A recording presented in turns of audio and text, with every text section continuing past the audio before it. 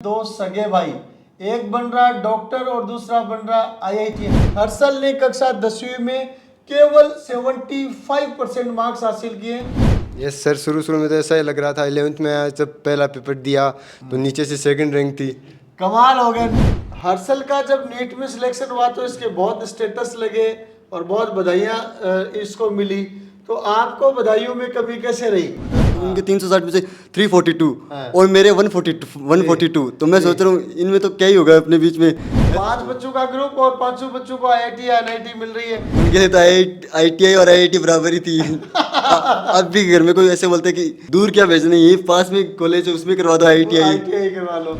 हमारा भी ग्रुप था सर, हमारे ग्रुप में भी थे सर 8-10 बच्चे। 8-10 में से सबका ही हो रहा है। 10th में आपके जितने भी बने कुछ मायने नहीं रखते हैं यहाँ। नमस्कार, नीट एवं जेई सक्सेस स्टोरीज का सिलसिला जारी है और आज हमारे साथ हैं दो सगे भाई, एक बन रहा डॉक्टर और दूसरा बन रहा आईआईटीएन। और जब एक ही परिवार से एक साथ डॉक्टर और आईआईटीएन बच्चे बन जाएं तो खुशी का ठिकाना नहीं रहता, क्योंकि हर माँ बाप का सपना होता है कि बच्चों को डॉक्टर या आईआईटीएन बनाएं।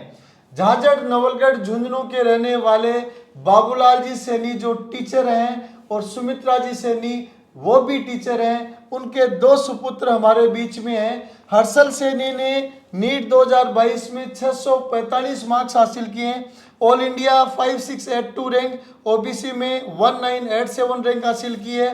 वर्षल ने जेई एडवांस 2022 में ऑल इंडिया 4945 और ओबीसी में 952 रैंक हासिल की है। दोनों ही बच्चों ने कक्षा 10वीं तक की पढ़ाई डुंडलोद विद्यापीठ नवलगढ़ से की है। साथ में एक विशेष गौर करने लायक बातचीत सामने आ रही है। हर्षल ने कक्षा 10वीं में केवल 75% मार्क्स हासिल किए, जिनको आज के ज़माने में एवरेज से कम माना जाता है। वर्षल ने 85% मार्क्स 10th में हासिल किए, जिनको एवरेज माना जाता है। लेकिन इन दोनों ही बच्चों ने मार्क्स की दीवार को तोड़ डाला और एक साथ एक परिवार में डॉक्टर और आईआईटीएन बने। परिवार में खुशी का तो ठिकाना ही नहीं होगा। हर्षल बताएं। यस सर, कैसा खुशी का माहौल है? बहुत अच्छा लग रहा है सर, सभी को, सब बहुत ज़्यादा खुश हैं जी। तो वर्षल, आप बता रहे थे कि हर्षल का जब नीट में सिलेक्शन हुआ तो इसके बहुत स्टेटस लगे और बहुत बधाइयां इसको मिली। तो आपको बधाइयों में कमी कैसे रही? सर पता ही नहीं घर वालों को क्या ही था कि इनको तो लगता था डॉक्टर ही सब कुछ होता है, IIT में तो उनका कुछ ही इंटरेस्ट। आईआईटी के बारे में इतनी जानकारी नहीं होगी। उनके लिए तो IITI और IIT बराबर ही थी। अब भी घर में कोई ऐसे बोलते कि दूर क्या भेजना, ये पास में कॉलेज है उसमें करवा दो IITI। आईटीआई करवा लो। निश्चित रूप से परिवार में चारों तरफ बुजुर्गों का शैक्षणिक लेवल सामान्य रहा होता था, इसलिए आईआईटी के बारे में ग्रामीण परिवेश के लोग इतने नहीं जानते। अक्सर आईआईटी को आईटीआई बोल के कहते हैं कि पास के गांव में करा लेना।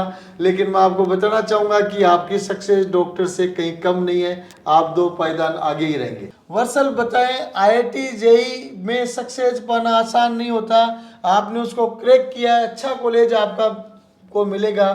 पीसीपी तक आपकी यात्रा कैसे रही? सर जो राजेश जी ढिल्लन सर है ना यहाँ के CMD, उन्होंने ही मोटिवेट किया था हमें। उन्होंने बोला कि 85 भी बने तो आप ना स्कूल से न करके हमारे पास आ जाइए, जिसकी वजह से आपको आपका बच्चा कुछ ना बन पाए पर अच्छा करके निकलेगा। क्योंकि फाउंडेशन कोर्स अगर बच्चा करता है तो स्कूलिंग साथ साथ में करता है और साथ में कंपटीशन का एक्सपोजर भी मिलता है। आगे कोई भी कंपटीशन दो उसके लिए भी बच्चा तैयार हो जाता है। तो वापस आते हैं हर्षल की तरफ। हर्षल बताएं, कैसी 3 साल की जर्नी पीसीपी की आपकी रही? 3 साल में मैं 11th में तो पिपराली रोड पीसीपी से पढ़ा। वहाँ मेरे नाना जी का घर था। वहाँ में मैं, मेरा भाई और पापा और मम्मी हमारे साथ रहे।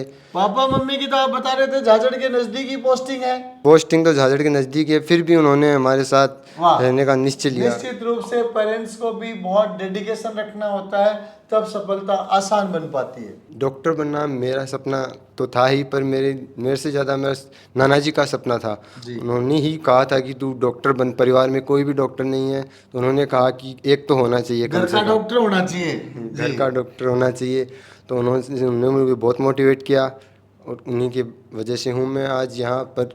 वो नहीं रहे इस दुनिया में, उनकी कोरोना कि टाइम उनकी किडनी फेल हो गई, उनके कारण उनकी डेथ हो गई, पर वो जहाँ भी हैं खुश होंगे। निश्चित रूप से उनकी आत्मा को आज सच्ची श्रद्धांजलि आपने दी है और नाना जी बहुत खुश हैं कि आज के दिन केवल एक डॉक्टर ही नहीं, एक डॉक्टर के साथ एक IITN भी दोहिता बन चुका है। तो हर्षल बताएं, सबसे ज्यादा क्या पसंद आया आपको प्रिंस में? यहाँ का इन्वायरमेंट, पढ़ने का इन्वायरमेंट बहुत अच्छा लगा मेरे को। यहाँ की नाइट क्लासेज, स्टडी रूम, ये सब बहुत और तो नहीं होते थे कि सबको पकड़ के बैठा देते हैं कि स्टडी रूम में बैठिए? शुरू शुरू में तो ऐसा ही लगता था कि कहाँ डाल दिया है, ऐसे वैसे जेल सा लग रहा है। फिर धीरे धीरे आदत बनी। फिर आप वो जेल है, वो सिलेक्शन के बाद आजादी का गार्डन सा लग रहा होगा। यस सर, अब तो बहुत अच्छा लगता है, यहाँ घूमते हैं तो अच्छी फीलिंग आती है, दिन याद आते हैं। Yes sir. तो नेक्स्ट क्वेश्चन फिर वर्सल की तरफ आते हैं। वर्सल बताएं, सबसे ज्यादा क्या पसंद है आपको?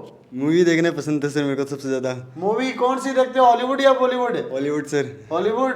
अरे खतरनाक मामला आपका। तो कितनी हॉलीवुड मूवी देख ली? सर हो गई 500-600 की तो पार हो कमाल चुकी गया है। यार, इतनी मूवीज कैसे देख ली आपने? कब से देखना शुरू किया? सर 10th में खूब ही देखी मेरे को लग रहा है सही, क्योंकि 10th में तो बहुत ज़्यादा ही देखी थी मैंने मूवीज़। इसीलिए थोड़े मार्क्स में पीछे रह गए। ठीक है, मूवीज देखना, हालांकि मूवीज से ही बच्चों में क्रिएटिविटी आती है, चीजें सकारात्मक सोचें तो बहुत अच्छी चीजें सीखने को मिलती है। फिर आते हैं हर्षल की तरफ। हर्षल बताएं, नीट की तैयारी के दौरान बच्चे कई बार काफी चिंतित रहते हैं, हो सिलेक्शन होगा या नहीं होगा, सिलेक्शन नहीं होगा तो क्या होगा। आपके 75% मार्क्स थे, आपके भी ऐसे विचार आए? यस सर, शुरू शुरू में तो ऐसा ही लग रहा था। 11th में आया, जब पहला पेपर दिया तो नीचे से 2nd रैंक थी। कमाल हो गया, रैंक नीचे से काउंट होना शुरू हुई। Very good. फिर धीरे धीरे पढ़ने लगा।